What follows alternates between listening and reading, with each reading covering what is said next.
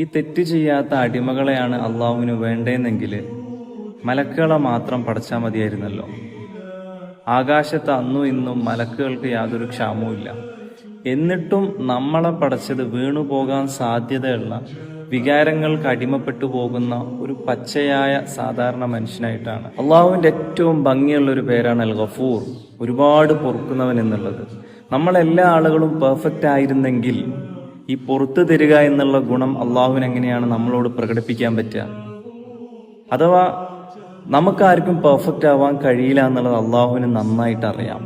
അതുകൊണ്ട് തന്നെ അള്ളാഹു നമ്മളിൽ നിന്ന് പ്രതീക്ഷിക്കുന്നത് പെർഫെക്ഷൻ അല്ല, പ്യൂരിഫിക്കേഷൻ ആണ്. ഞാൻ ചെയ്തു കൂട്ടിയ പാപങ്ങളൊക്കെ അള്ളാഹു എനിക്ക് പുറത്തു തരുമോ എന്ന് നിങ്ങൾ സംശയിക്കുന്നുണ്ടെങ്കിൽ അള്ളാഹുവിന് നിങ്ങളെ പാപത്തെ പുറത്തു തരാൻ കഴിയൂല എന്ന് നിങ്ങൾ പറയാതെ പറയുന്നതിന് തുല്യമാണ്.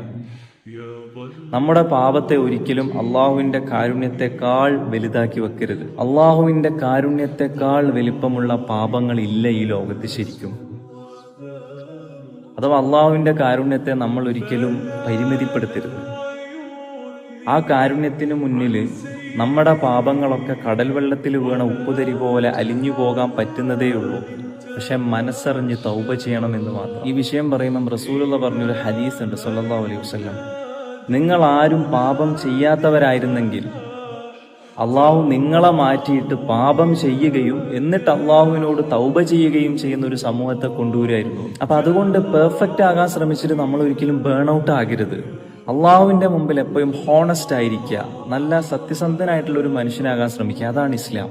ഇനി ഞാൻ ഈ പറയുന്ന കാര്യങ്ങളൊക്കെ വെച്ചിട്ട് ഇതൊക്കെ തെറ്റ് ചെയ്യാനുള്ള ഒരു ഉപാധിയായിട്ട് നിങ്ങൾ കാണരുത്. തെറ്റ് ചെയ്യാം എന്നിട്ട് തൗബ ചെയ്താൽ മതി, അങ്ങനെ ചിന്തിക്കരുത്. ആ ഒരു കോൺസെപ്റ്റ് ശരിയല്ല. കാരണം മരണം എന്നുള്ളത് നമ്മൾ എപ്പോഴും ഫോളോ അപ്പ് ചെയ്തുകൊണ്ടിരിക്കുകയാണ്.